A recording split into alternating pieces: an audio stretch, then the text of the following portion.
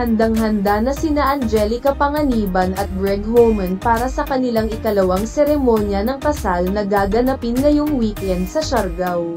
Ang kanilang kasal sa beach ay darating lamang sa loob ng 3 buwan pagkatapos ng kanilang unang kasal noong ika-31 ng Disyembre taong 2023 sa downtown Los Angeles, California, United States. Noong Biyernes, ika-19 ng Abril taong 2024, nagsagawa ng all-white dinner party sina Angelica at Greg para salubungin ang kanilang mga bisita sa kasal.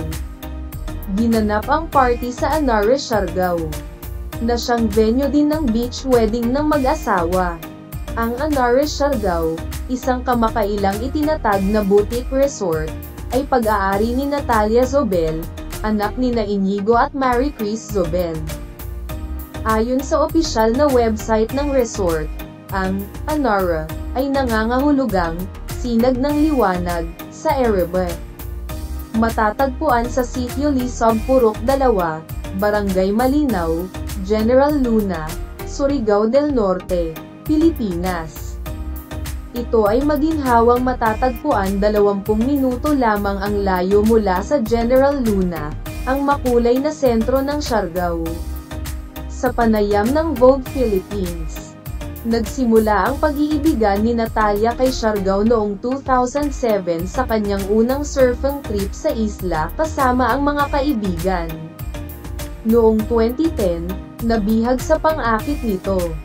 Namuhunan siya sa isang ari-arian sa isla.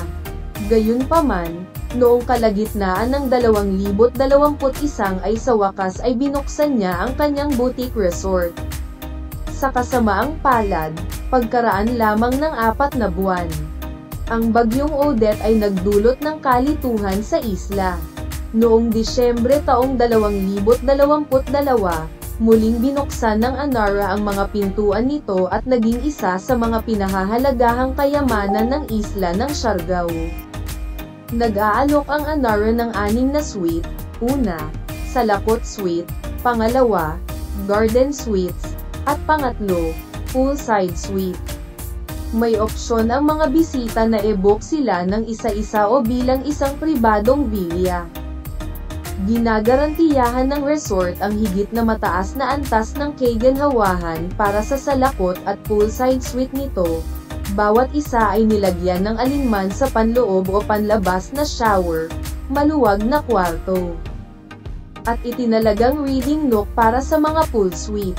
Samantala, ang mga garden suite ay nakikilala sa pamamagitan ng bamboo flooring at malalawak na wrap-around balconies. Kabilang ang breakfast seating para sa mga pribadong pagkain.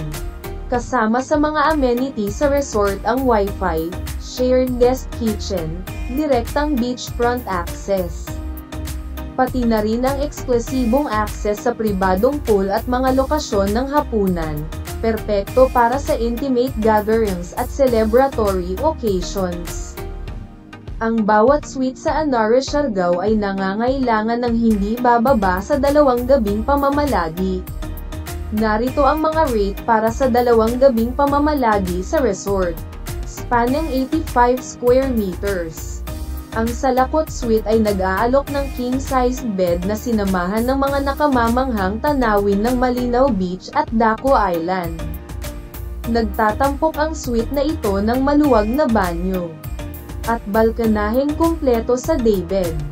Tumatanggap ang kwartong ito ng maximum na 3 bisita.